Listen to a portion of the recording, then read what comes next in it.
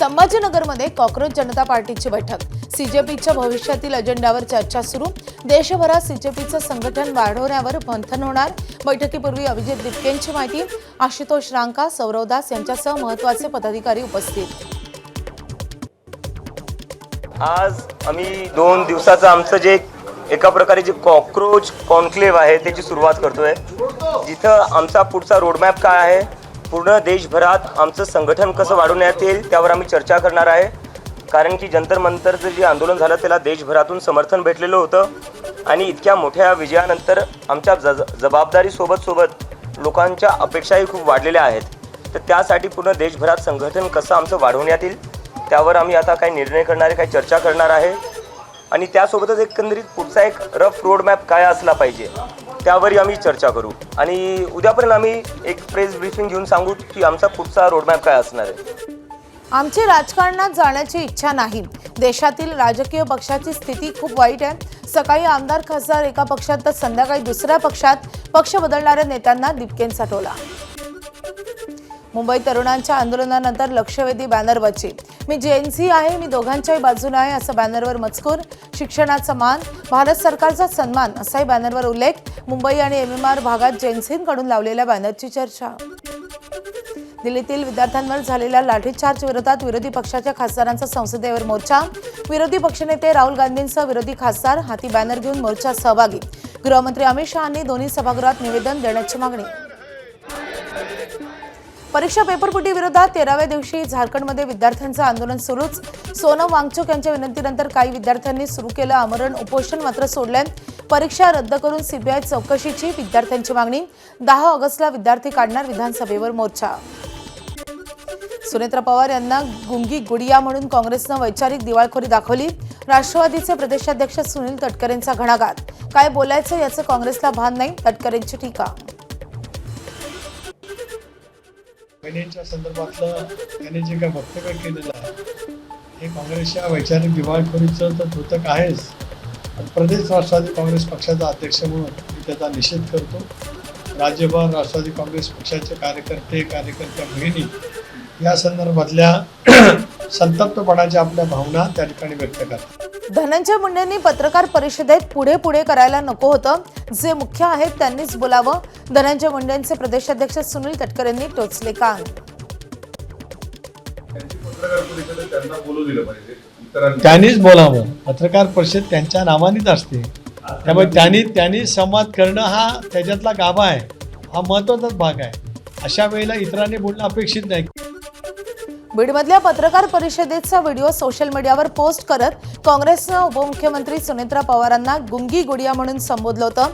काँग्रेसच्या टीकेला सुनेत्रा पवार यांचं उत्तर, वेळ आल्यानंतर टीका करणाऱ्यांना चोख उत्तर देईल, विरोधकांवर पलटवार।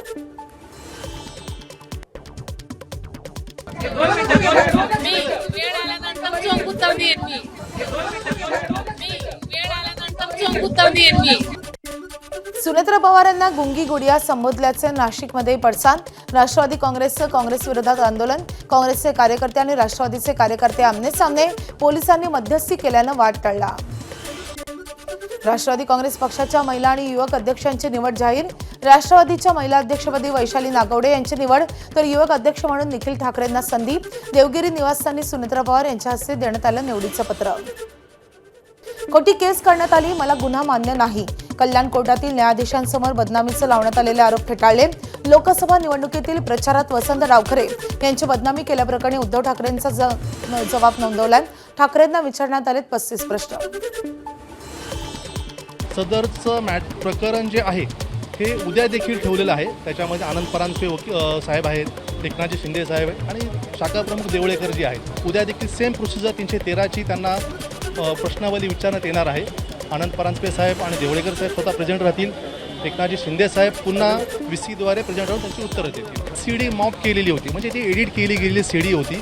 ती CD दाखवल्याबद्दल सदरच्या केसवरती ती केस दाखल करण्यात आली डिफॉर्मेशनची। हे सदरचं प्रकार त्या डिफॉर्मेशनच्या केसविषयी आहे। त्या विरुद्ध सांगण्यात आलेली केस प्रकरणामध्ये जी प्रश्नावली विचारली होती त्या सदरच्या केसमध्ये खोट्या आशयाची केस दाखल केलेले हे सांगण्यात आलेलं आहे। शिवसेना पक्ष आणि चिन्ह प्रकरणावर आज सर्वोच्च न्यायालयात पुन्हा सुनावणी। दुपारी 2 नंतर सुनावणीला सुरुवात होणार। सरन्यायाधीश सूर्यकांत, न्यायमूर्ती जयमला बागची आणि व्ही मोहना यांच्या विशेष खंडपीठासमोर पार पडणार सुनावणी. कपिल सिब्बल मांडणार ठाकरेंची बाजू.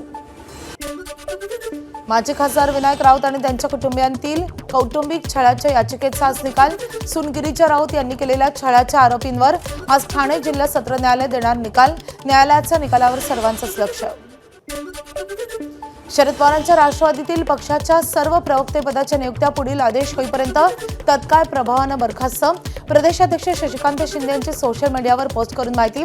विद्या चव्हाण आणि महेश तपासे यांच्यावर सोपवण्यात आली जबाबदारी. मनसे अध्यक्ष राज ठाकरे यांचा उद्यापासून 2 दिवसीय नाशिक दौरा. नाशिकमधील खड्ड्यांचा मुद्दा गाजत असतानाच राज ठाकरे नाशिक दौऱ्यावर जाणार. नाशिकमधील खड्ड्यांबाबत राज ठाकरे काय बोलणार याकडे लक्ष. स्थानिक नेते, पदाधिकारी आणि कार्यकर्त्यांच्या बैठकाही होणार. काल झालेल्या प्री कॅबिनेट बैठकीत एकनाथ शिंदे 4 मंत्र्यांच्या कामगिरीवर नाराज. सूत्रांची एबीपी माझाला माहिती. जनतेची कामं करा, आपल्या मतदारसंघात पक्षवाढीवर लक्ष द्या, अन्यथा खांदेपालट अटळ असल्याचा उपमुख्यमंत्री एकनाथ शिंदेंचा इशारा. सांगलीच्या मिरज पंचायत समितीमधील पुन्हा महायुतीची सत्ता. राष्ट्रवादीच्या पाठिंब्यानं भाजपचे राणी भोर सभापती तर शिवसेनेच्या ललिता शेजूळ यांची उपसभापतीपदी निवड. चंद्रकांत पाटील यांनी सुनेत्रा पवार यांना फोन करून महायुतीत येण्याची केली होती विनंती. भाजपचं सरकार आहे तोपर्यंतच मराठा समाजाचं एससी-बीसी आरक्षण टिकणार. हैदराबाद गॅझेटियर लागू करून आरक्षण मिळणार नाही हे जरांगेंना 2 सप्टेंबरचा JR काढण्यापूर्वी सांगितलं होतं. मराठा सेवा संघाचे मुख्य प्रवक्ते डॉक्टर शिवानंद भानुसे यांची मनोज जरांगे यांच्या भूमिकेवर टीका. आज एससी-बीसी आरक्षण आपल्याला मराठा समाजाला दिल्यामुळे बाकीचे मार्ग बंद झालेले आहेत. त्यामुळे भाजपचं सरकार आहे तोपर्यंत हे एससी-बीसी आरक्षण टिकणार आहे. त्यामुळे एससी-बीसी आरक्षण राजकीय सोडून ओबीसी सारखं करा. म्हणजे फी स्ट्रक्चर असेल, त्यानंतर स्कॉलरशिप असेल, वयाची मर्यादा असेल, या सगळ्या गोष्टी जर ओबीसी सारख्या केल्या तर त्याचा फायदा मराठा समाजाला 10% होईल. गेल्या काही दिवसात साखर प्रति किलो 12 ते 15 रुपयांनी महागली आहे. साखर प्रति किलो 52 ते 55 किलो रुपयांनी विकली जाते. यंदा साखरेच्या उत्पादनात घट झाली आहे. तसेच साखर निर्यात वाढल्याने साखरेचे भाव वधारले आहेत. वाशिम जिल्ह्यात किरकोळ बाजारात साखरेची 54 ते 55 रुपये प्रति किलो दरानं विक्री. 8 ते 10 दिवसांपूर्वी साखरेचे दर हे 4400 रुपये प्रति क्विंटल होते. गेल्या 10 ते 12 दिवसात साखरेच्या दरात वाढ झाली आहे. राज्याचे अन्न सुरक्षा आयुक्त तुकाराम मुंढे यांनी अॅनालॉग नॉन डेअरी पनीरवर वर्षभरासाठी बंदी घातली आहे. अन्न सुरक्षा व मानके अधिनियमाअंतर्गत आदेश जारी. दुधातील स्निग्धांश ऐवजी वनस्पती तेल, वनस्पती स्निग्धांश किंवा अन्य दुग्धेतर घटक वापरून तयार केलेले पदार्थ पनीर म्हणून आता विकता येणार नाहीत. संभाजीनगरच्या अमोल दूध डेअरीवर एफडीएची कारवाई. सोयाबीन ऑइलचे 10 ते 12 बॅरल सापडले. ऑइलचा वापर अॅनालॉग पनीर आणि तूप बनवण्यासाठी केला जात होता. सोयाबीन ऑइलचा साठा आणि क्रीमही जप्त करण्यात आली आहे. कारवाई दुग्धजन्य पदार्थही जप्त केले आहेत. मुंबई पोलीस दलात झालेल्या वेतन घोटाळ्याची व्याप्ती वाढण्याची शक्यता. मंत्रालयीन अधिकारी आणि कर्मचाऱ्यांच्या संगनमतानं घोटाळा झाल्याचा अंदाज. पोलिसांकडून लेखापरीक्षणाला सुरुवात. बनावट पोलीस कोण याचाही तपास सुरू. यूपीआयद्वारे होणाऱ्या पैशांच्या व्यवहारावर कर लावणार. अर्थमंत्री निर्मला सीतारामन यांच्या सुधारणा विधेयकात उल्लेख. यूपीआय व्यवहारांवर कर न लावण्याची अट सरकार हटवणार.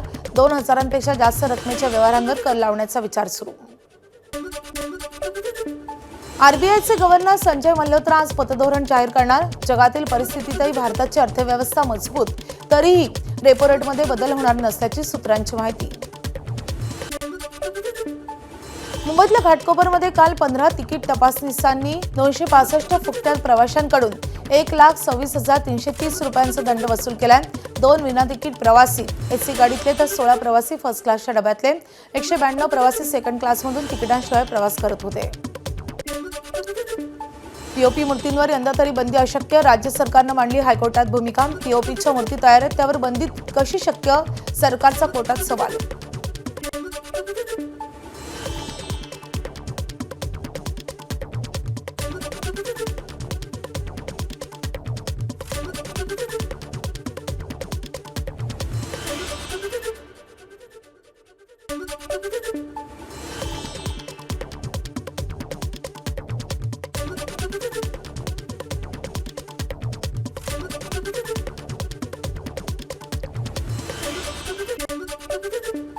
रायगड जिल्हा परिषद शाळेत 4 महिन्यांपासून पोषण आहारच नाही. शिक्षक आणि व्यवस्थापन समितीला लोकवर्गणीतून साहित्य विकत घेण्याची वेळ. जिल्ह्यातील 2453 शाळा 82,930 विद्यार्थ्यांच्या आहार गुणवत्तेचा प्रश्न ऐरणीवर. धाराशिव जिल्हा परिषदेच्या 2 तास टीव्ही मोबाईल बंद उपक्रम. जिल्ह्यातील 712 ग्रामपंचायतींमध्ये दररोज संध्याकाळी 7 वाजता भोंगा वाजताच 2 तास टीव्ही आणि मोबाईल बंद होतात. विद्यार्थ्यांवरील स्क्रीन टाइम कमी करून अभ्यासाची सवय लागावी यासाठी अभिनव उपक्रम. यवतमाळ जिल्ह्यातल्या 51,000 शेतकऱ्यांची कर्जमाफीच्या पहिल्या यादीत नावं. सर्व शेतकऱ्यांनी ई-केवायसी करून घ्यावी. जिल्हाधिकारी विकास मीना यांचं आवाहन. कर्जमाफीसाठी पात्र शेतकऱ्यांची संख्या 1 लाखांच्या वर असल्याची माहिती. गोव्यावरून मुंबईकडे निघालेल्या एका महिलेसोबत राजधानी ट्रॅव्हल्समध्ये गैरवर्तन. सोमवारी पहाटेची घटना. संबंधित महिला संभाजीनगरमधील असल्याची माहिती. लाडक्या बहिणी सुरक्षित नाहीत, सरकार करताय काय? ठाकरेंच्या शिवसेनेचा आमदार अंबादास दानवेंचा हल्लाबोल. कौटुंबिक वादातून 9 महिन्यांच्या चिमुकल्याच्या तोंडात उतलं फेविक्विक. चिमुकल्यावर ससून रुग्णालयाच्या अतिदक्षता विभागात उपचार सुरू.